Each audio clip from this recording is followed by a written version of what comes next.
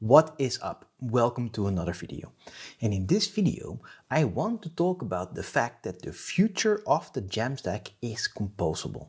And I'm saying this because what we're seeing nowadays is that a lot of bigger brands are jumping on the bandwagon to also go headless and use all the different tools out there that fit just right for their business value, put them together, compose something, and then make that their digital experience platform, or you can call it their digital pipeline, or just their website, whatever you want to call it. And the fact that all these bigger brands are starting to do this now, they need more scale. And we start to see that some issues start to arise when you make certain choices to get started, and then you add all the stakeholders that these brands need, from marketing to content editors to developers to business owners. They all need to work together to make these big systems work well, right? There are multiple teams, and it's just really hard. And because everything is API first, there's no longer a center of the universe that knows everything like we used to have in the older monolithical systems, right? There's one server that holds the knowledge. Right now, you probably have 15. And how does that work? How do you make sure that these different systems connect well together but are not tightly coupled? That you haven't actually had tight coupling between systems that you can later not get rid of? And how do you then make a great front end or multiple great front ends against these systems? And so the solution I have for you is that, number one, use the Jamstack for your front end.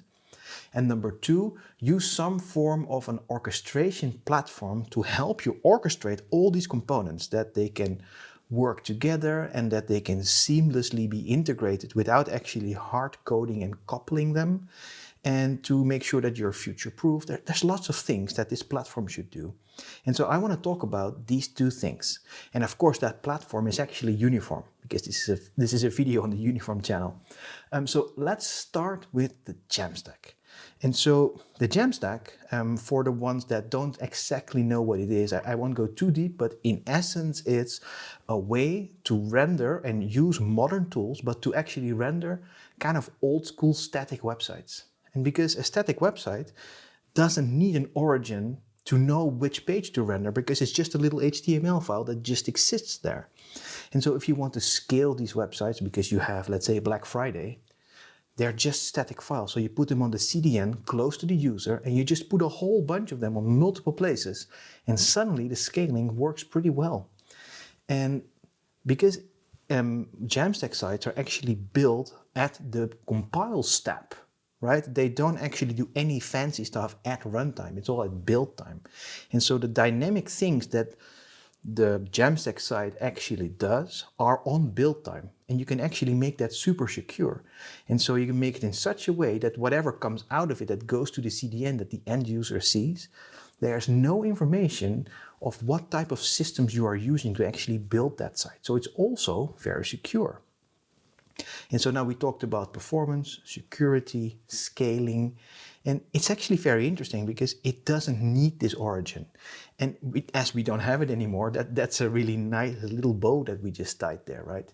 And you might be thinking, yeah, but I have a website with 100 million products. You know, I'm Amazon or whatever. And of course, you need some sort of dynamic stuff. You might want to personalize what components you show to people based on their actions, or get stock information or whatever. And so there are ways to actually do dynamic stuff, because generally these Jamstack sites are built with really cool systems like Next or Nuxt or some of the more fancy new systems out there that will allow you to actually run it as a single page app once the page is being hydrated with the JavaScript.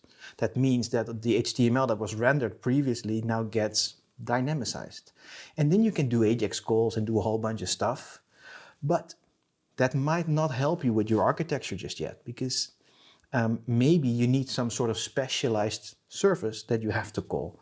And so to make that performant and to make it work, you can use stuff like serverless functions. And serverless functions sound really weird, right? Because there's of course a server where that function runs on. But what they mean by serverless is the fact that you can use it as a service, and you don't have to scaffold any sort of hosting or computers or anything to make it run, because your cloud or CDN hoster helps you with that, right? And so these serverless functions are actually really handy, and they're generally quite simple. So they have an input and they give an output, and then they stop working again. So when you call them again, they wake up, they do something, they give an in and out, and then it's done. So they don't have state. So when you work with them, you have to keep that in mind. What you can also use is something called edge handlers or edge compute. Different CDNs call these things different things, like Vercel calls them edge functions. And this is something when you render a page inside your Jamstack, like an HTML, there's a little function that it always passes through before it renders. And so if you have cookies from the user or any sort of information, you can use that to change the stream of the HTML that comes out in the front end. And with that, you don't need JavaScript to do personalization, because if somebody has a cookie from some CRM, you can actually change what HTML goes into the front end, but only to that user in their context. So the rest of the users has their own context. And so there are really interesting things starting to happen now to make all that stuff work. All right, so we just spoke about the Jamstack.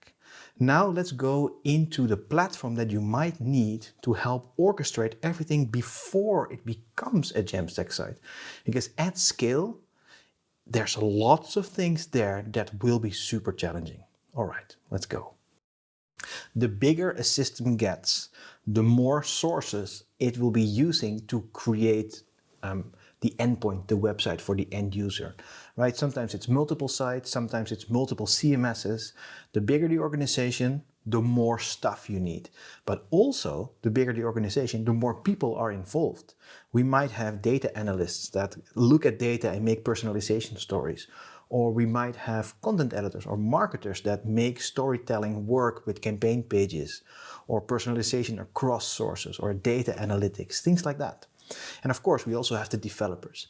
And if we didn't have this amazing orchestration platform that Uniform offers, generally the choices of these headless sources and what front end is used, what CDN is used, and how it's all combined are IT choices. They're basically tech people sitting there, okay, I know this system and I know that one, let's connect them up, right? If you do that, you might not be thinking enough about all these other people, right? Content editors should be able to just make a new page with products that they want. They need to query them from a system. They need to be able to grab CMS data from CMS A, which is global with legals, and then another piece of content from CMS B, and then a bit from a CRM, and then personalize across all of it. That is kind of a daunting task if you don't have an orchestration platform, because you kind of have to all hard code it or make something super fancy and dynamic, and that's just very challenging. And so Uniform has a platform that helps with all of this. It kind of offers, on the one end, a no-code tool with basically an interface where you can compose in a canvas and make a page or a part of a page, where you point to the different sources and then personalize, for example. And then on the front end, there's an SDK to query all this data, but in a super nice way. And so in between those two, there's an instant preview that you can use your production site for. And it just re-renders it with JavaScript, and you can see exactly what you're doing. And so we've done it this way so everybody can be happy, right? And the system has no opinion. It's completely agnostic to whatever integration comes in. But also, we don't dictate, use that CDN or use that hosting provider. We don't dictate, use jQuery or Angular. You can choose whatever you want. I would say go Next or Nuxt, right? But you can choose. A developer can choose in a year to change it up. And if you do it this way, where there is basically things coming into the platform, but they're not hard-coded or they're not really tightly coupled, you actually don't have to fully re-platform again if you want to make a new site or when you want to add like a mobile app or a change.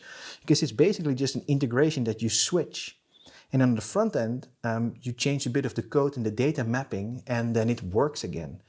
And this hopefully helps people to have this full chain feeling of, okay, we have content editing, we have integration stuff, so we can author, we can also develop well, we can publish well, and like it should cover everything.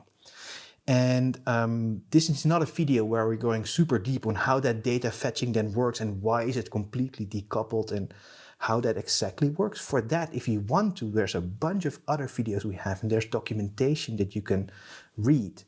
And or you just call me, or you go to my Twitter and ask me, because I'm really happy to talk to you about this system.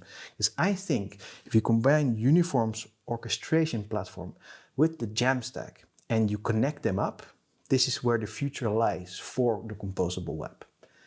Thank you for watching, and I hope to see you soon. Cheers.